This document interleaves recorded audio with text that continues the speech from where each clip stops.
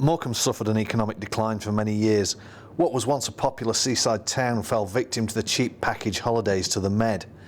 Its two theme parks, Frontierland and Noel Edmonds' Crinkly Bottom, both closed in the 1990s.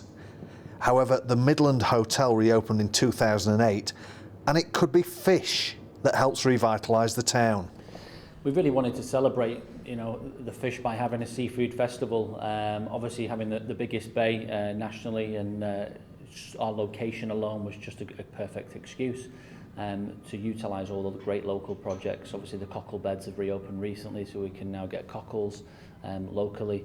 Morecambe-based shrimps are in abundance. They had a good season last year for shrimping, so they've been on our menu for a good few months all the time, so that's great, as well as all the other great produce we can get in the area. So it just seemed a perfect excuse really to really celebrate the great local fish and seafood in the area. The Morecambe shrimp is the highlight of the forthcoming food festival.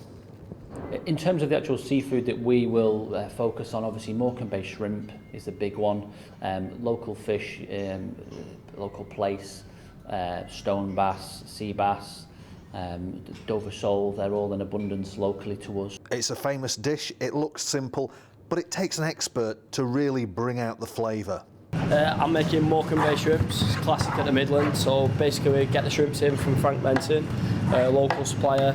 We make a shrimp butter which is made up of fried shallots, some ground mace, some butter.